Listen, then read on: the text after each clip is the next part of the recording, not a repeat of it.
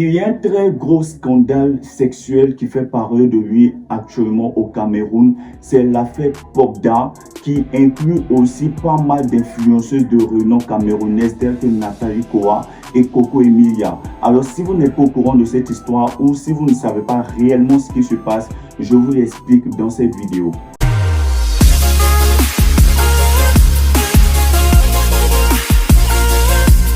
Hello family, j'espère que vous allez bien, enfin moi ça va. Ici Prince Olive pour toutes les personnes qui me découvrent. Ici sur ma chaîne, je parle de tout ce qui est business, entrepreneuriat, mais pas que. Je parle aussi des faits de société et de tout ce qui a trait à la société africaine et à la politique, voilà. Donc on s'intéresse un peu à tout ce qui est fait de société divers sur cette chaîne. Si tu n'es pas encore abonné, profite 2 minutes très rapidement pour t'abonner. Lâche un pouce bleu, un commentaire, ça me fera énormément plaisir.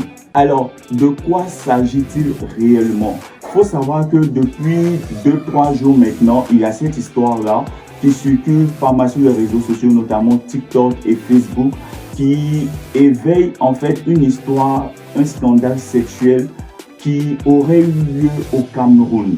Et dernièrement, plusieurs témoignages se sont enchaînés, se sont fait entendre concernant cette histoire. Il s'agit ou il s'agirait d'un monsieur du nom de Popda qui aurait abusé sexuellement de plusieurs jeunes filles au Cameroun. Mais bien avant, je vous explique comment est-ce que cette histoire a été mise au jour. Il y a un influenceur camerounais du nom de Nzumanto qui faisait un live sur ses réseaux sociaux et qui a recueilli comme ça des témoignages. Donc il y a une fille qui est venue témoigner un jour pendant ses lives, donc je pense qu'il y a 2-3 jours de cela. Et elle a témoigné d'un fait qui était arrivé en fait d'un quartier de Yaoundé appelé Bonapriso. Bonapriso, pour ceux qui ne connaissent pas, c'est un peu comme, si je peux le dire en Côte d'Ivoire, c'est un peu comme Cocody ou Zone 4. En tout cas, c'est un quartier vraiment chic. Donc, elle était à Bonapriso avec une de ses amies à elle en bordure de route. Et elle attendait en fait un taxi ou du moins d'emprunter pour rentrer à la maison, d'après ce qui a été relaté dans l'histoire. Et là, il y a un monsieur qui arrive avec sa voiture et qui garde tout juste devant elle et qui lui demande leur numéro. Donc la jeune dame en fait lui fait comprendre que ce ne sont pas des manières en fait de pouvoir draguer une dame. Donc la manière était très déplacée. Elle a refusé carrément de donner son numéro. Alors le monsieur est descendu de son véhicule. Il a très mal pris la réaction de la dame. Donc il est descendu. Apparemment il aurait giflé. Et la jeune dame en fait après la gifle est allée ramasser une pierre ou du moins un caillou, menaçant de casser le pare-brise du monsieur. Donc, voyant cela, il a dégainé son âme en fait pour violenter ou pour menacer la jeune fille avec son ami qui était arrêté là. Donc, vu qu'il y avait des personnes autour, les personnes ont vu la scène et elles ont commencé en fait à fuir. Donc du coup, ça, on va dire que ça lui a fait un peu peur et il a pris la route, il a pris la fuite et il est parti. Donc c'est après que des personnes ont commencé à témoigner pour dire que le monsieur, même c'est son habitude en fait dans le quartier, dans les environs et tout. Ce sont des VG qui parlaient comme ça, qui témoignaient. Et donc la jeune fille, connaissant un peu l'influence de Nzumanto, elle a voulu en fait partager le témoignage pour que cet homme soit arrêté et que la justice en fait camerounaise puisse faire son travail. Mais ce qu'il en est, c'est qu'il s'est avéré que cet homme-là, c'est Hervé Popda. Et en fait, c'est une affaire qui en révèle encore, ou du moins qui en cache encore d'autres, parce que ce qui n'est pas à sa première tentative. C'est un homme qui a pour habitude, d'après les témoignages qui ont été dits à son égard, qui a pour habitude en fait de ce genre d'acte-là. Donc, de menacer les jeunes filles, de les violenter, de les violer même. Et après quoi, il s'assure de connaître en tout cas plein d'informations sur toi, que ce soit là où tu vis, ta famille, là où tu travailles, même en tout cas, il s'arrange à avoir plein d'informations sur toi, de telle sorte à ce que tu ne puisses pas témoigner. Voilà, de telle sorte à ce que tu ne puisses pas témoigner, parce que si tu témoignes, lui en fait, ça ternit son image, donc il te menace, il te fait du chantage, de telle sorte à ce que tu ne puisses pas témoigner. Lorsque l'influenceur Nzumanto dans un de ses lives a partagé en fait le témoignage de la jeune dame, ça a enclenché une avalanche d'autres témoignages des personnes qui auraient été victimes de ce monsieur. Mais ce qu'il faut savoir, d'après ce qui a été dit, c'est que ce monsieur même n'est qu'un pion, ou si tu veux, une petite partie d'un gigantesque réseau en fait de trafic sexuel qui se passe au Cameroun. Il y aurait des personnes, notamment des influenceuses qui ont été citées, mais moi je ne m'engage pas en fait à dire que c'est la vérité ou pas parce que j'ai pas de preuves, mais il y aurait pas mal d'influenceuses qui seraient à la base en fait de ce phénomène-là, parce que ces personnes-là, montrant un train de vie ou un style de vie assez luxurieux ou alléchant sur les réseaux sociaux, entraîne des jeunes filles, de jeunes garçons, parce qu'il faut savoir que le scandale sexuel aussi concernait de jeunes garçons.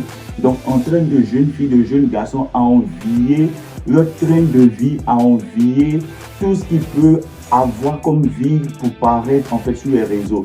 Donc, leur méthode serait d'organiser, si vous voulez, des castings de mannequinat ou des shootings, en tout cas organiser ce genre d'événement là pour attirer des personnes, leur faisant croire que c'est pour peut-être du mannequinat ou pour devenir des acteurs, un truc de ce genre. En même temps, ça serait du repérage en fait que ces personnes là font, ou que ces influenceurs, ces personnes de renom là font, pour des personnes assez nanties qui, on va dire, ont pour, si vous voulez, plaisir de pouvoir coucher avec des personnes moins âgées. Donc la tranche d'âge, même lorsque moi je l'ai appris, c'est quand même assez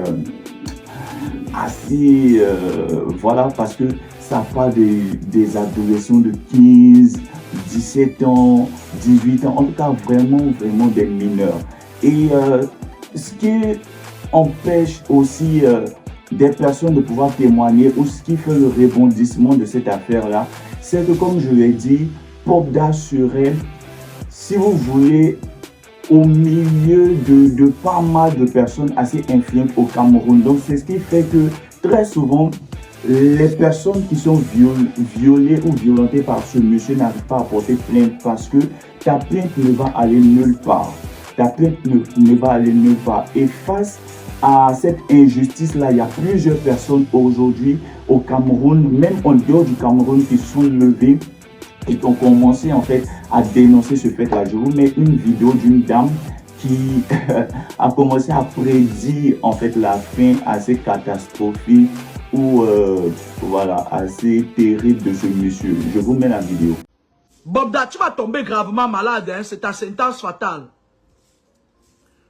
Tu vas tomber gravement malade et puis tu auras des troubles psychiatriques. Ça va commencer comme ça chez toi. Même ton gourou ne va pas te sauver parce qu'en effet, j'ai fait la voyance de Bobda. Parce qu'en effet, tu as fait beaucoup de choses qui étaient cachées. Et là, maintenant, grâce à Nzumanto, tu t'amuses même, tu vas mourir, Bobda. Ne pas te vanter devant, c'est la fin. Parce que ton père était à la tête, un gourou au clan des grandes loges. Et toi, tu es un sacrifié. Tu as fait beaucoup de sacrifices rituels. Bobda, il y a une femme. Tu as le sang des innocents sur tes mains, Bobda. Une jeune fille brune. Une jeune fille brune. Méfiez-vous ces derniers temps-ci. Je suis en train de faire la voyance. Méfiez-vous ces derniers temps. Bobda va chercher à sacrifier une jeune fille brune. Alors, est-ce vrai? Est-ce faux? Moi, je ne saurais le dire. Mais pour l'instant, ce qu'il faut savoir, c'est que ce scandale sexuel-là, c'est quand même assez grave. Les crimes sexuels sont quand même assez graves. Et c'est très triste qu'en Afrique, cela ne soit pas puni, cela ne soit pas sanctionné à cause d'un certain réseautage qui se fait autour de ces personnes-là. C'est vrai que le plus souvent, ce sont des personnes assez influentes de notre société, de nos sociétés qui participent à ce genre de pratiques-là. Mais moi, j'aimerais dire que c'est quand même assez désolant pour l'Afrique, pour l'image même qu'on donne. On veut avancer, on veut évoluer. On est dans un pays, on est dans un continent où on se bat nuit et jour pour pouvoir briser les clichés, pouvoir briser les préjugés. Et ce scandale-là n'arrange pas forcément le Cameroun, ni les autorités camerounaises, parce que si ça reste impuni et si ça passe comme ça, comme de l'eau qui passe sur un pont, ça va encore démontrer une certaine incapacité du côté de nos juridictions, du côté de nos justices africaines, parce que je ne vais pas forcément indexer ici le Cameroun. C'est vrai que c'est au Cameroun que ça se passe, mais dans d'autres pays africains, il y a également ces vices-là qui se produisent. Donc, moi, j'aimerais que si effectivement c'est avéré, ces faits-là sont avérés, il faudrait que la justice camerounaise puisse pouvoir agir, parce qu'il y avait eu, je pense dans le temps, une histoire similaire d'un journaliste, je pense Ebenezer Bogo, je ne sais pas si je me trompe, mais je pense qu'il y avait une histoire similaire par rapport à un journaliste. On pensait que la justice camerounaise n'allait rien faire, mais contre toute attente, il y a des personnes qui sont tombées, il y a des noms qui sont sortis et il y a des personnes qui sont en prison. Donc moi, plus que tout, je crois fermement en fait au développement de l'Afrique et je crois énormément en la justice et en la justice en Afrique. Il faudrait savoir que les Africains aujourd'hui sont en train de batailler pour pouvoir redorer le blason, pour pouvoir redorer l'image même de l'Afrique. Donc je pense que ce scandale-là, franchement, on n'est pas encore arrivé à nos peines. Je pense qu'il y aura des rebondissements. Je pense qu'il y aura des sorties.